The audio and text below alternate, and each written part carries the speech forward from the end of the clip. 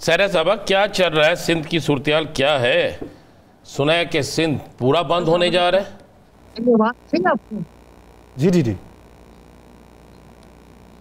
ये जो अभी मैं भी काफी देर से वो कहते ज्वाइन करके बैठी हुई थी, मैंने मंतू खेल साहब की गुफ्तगू सुनी। फिर मुझे हंसी भी बहुत आ रही थी। यानी कि वो ऐसी मजबूरियां बयान कर रहे हैं। यहीं से मैं आपको सिंध की सूरत हाल बताती हूँ। वो ऐसी मजबूरियां बयान कर रहे हैं और सब कुछ वो कहते हैं दूसरे लोगों के ऊपर डाल रहे हैं। बंदा पूछे कि भाई आप क्या, हाथों पाँव में मेहंदी लगी हुई है, चूड़ियां पहन के बैठे हुए वफाक में, क्या करके बैठे हुए? आईनी ओहदे आपके पास, सदर साहब ने वो असूली मौकफ के तहत मंजूरी दे दी। आपके साथ बहुत पहले प्रोग्राम हुआ था। इस प्रोग्राम को भी 4-5 माह गुजर गए राणा साहब। बिल्कुल, आपको याद होगा, तो आप दोनों के हौसले पर दाद देने को दिल चाह रहा था। जो आप मंदू खेल साहब की गुफ्तगू सुन रहे थे, जिस तरीके से वो बता रहे थे कि ये है क्या वफाक, ये नहीं। ओ भाई, फॉर्म 47 जिसने बनाया, जिसने लेकर आया, इजाजत होगी तो आप कुछ करोगे, वरना क्यों भी नहीं कर सकते।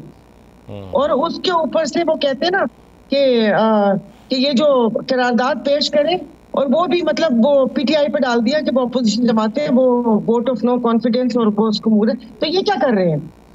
मैं बात पर आती हूँ, उनकी जो बात याद है तो मेरा बड़ा दिल कर रहा है कि उनको जवाब दूं। ये जो आप मीटिंग्स की बात कर रहे थे, जिस वक्त बलोचिस्तान जल रहा था, इनकी पावर शेयरिंग फार्मूला तय हो रहा था। आपको 9 अरब का किस्सा भी सुना होगा, जो बिलावल साहब को उन्होंने अपनी सवाबदीद पे 9 अरब रुपए दिए कि यहाँ सिंध में दूध और शहद की नहरें बहानी है। और फिर उसके बाद अभी ये कह रहे थे खुदा जाने किसको जमीनें दे दी। अब सामने बैठते होते तो बोलते कि आप इतने मुन्ने काकी, आपको ये नहीं पता कि जमीनें किसको दी हैं। और ये पानी के एहतजाज पे भैया साइन किए हैं। ये कोई ये बात नहीं है। मेरी आवाज आ रही है? थोड़ा सा मुंह हाँ कर ले, खुद ही बोले जा रही है। नहीं आ रही, आवाज आ रही है, हम सुन रहे हैं, आप ही तो सुन रहे हैं। आपको सिंध ना मिला, बेनजीर साहिबा को सिंध ना मिला पूरा, उनकी शहादत के बाद सिंध ना मिला।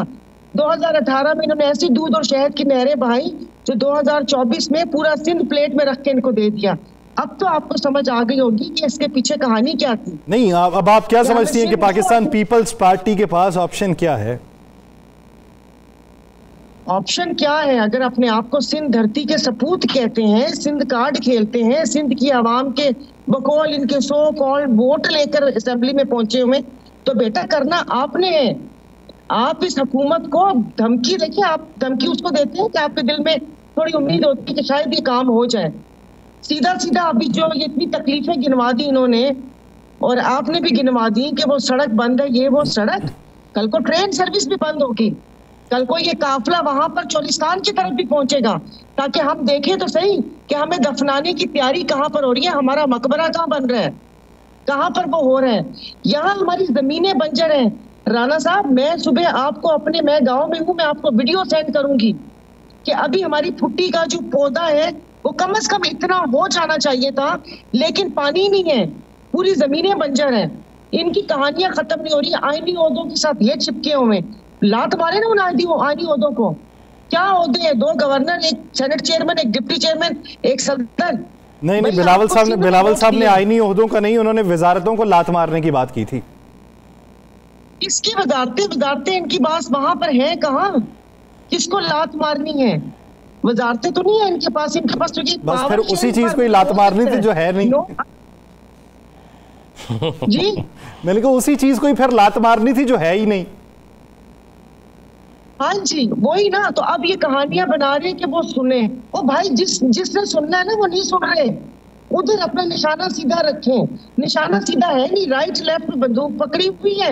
मैं यहाँ पर भी लोगों को बोल रही हूँ, यहाँ पर लोग वो कर रहे हैं पीपल्स पार्टी को, पीपल्स पार्टी हमें, ये सब मिलके वफाक को। और पायन जिन्होंने जमीन दी है उस वक्त, ये जब ये 2022 में हुआ था चोलिस्तान के, उस वक्त ये असेंबली में हम लोगों ने क्वेश्चन रेज किया था, मगर ये नहीं पता था कि वो पानी भी हमसे लेना है। आप मुझे बताइए, सिंध में हम कतरे कतरे को तरस रहे हैं। कराची में आज तक मुझे 30 साल हो गए कराची में रहते हुए, पैसों का पानी हम पीते हैं, पीने का और घर के इस्तेमाल का भी। K4 मंसूबा वो पिछले दौरे हुकूमत में भी रुलता रहा। फिर उसके बाद शहबाज पीर साहब आए थे 16 महीने के उसमें, उसके बाद उन्होंने वहां पर आकर, आपको याद होगा कि बिलावल साहब ने कहा था कि हमें आपसे ही उम्मीद है, मेरे घर में भी टैंकर आता है। अब बंदा पूछे 17 साल से आपकी हुकूमत है और आपके घर में टैंकर आते हैं और आप इसे फखरिया बता रहे हैं। आज सिंध में पानी नहीं है, जिन कैनाल्स पे जिन उन पे पानी है वो एक्सियन मुंह खोल के बैठा हुआ है। मुझे तो ये पता चला है कि हमारे से आगे गांव से 7 लाख रुपए उन बेचारों ने इकट्ठे किए हैं, लेकिन उसने अपना रेट बढ़ा दिया है। पैसे देके तो पानी खुलवाया जा रहा है। ये बका का मसला है। मैं आपको सच बता रही हूँ कि यहाँ पर जब मेरे पास खाने को कुछ नहीं होगा, हमारा कोई और जरिया आमदन नहीं है राना साहब, कोई और नहीं है जरिया आमदन। ना मेरी कोई कहीं प्रॉपर्टी है जिधर से मैं किराया लेके बैठ के अपना ये जिंदगी का वो कारोबार हम चलाएं, यही जमीनें हैं। तो फिर आपको पता है कि जब खाने को कुछ नहीं होगा तो फिर तो हम किसी और को भी नहीं खाने देंगे। सही, यानी ये सिंध के अंदर जो इल्जामात हैं वो सिर्फ धमकियों की सूरत में ना दिए जाएं, बसूरत दीगर ये जो सिंध के अंदर इस वक्त बवाल उठा हुआ है इसके नतायज जो हैं वो पाकिस्तान पीपल्स पार्टी को भुगतना पड़ेंगे।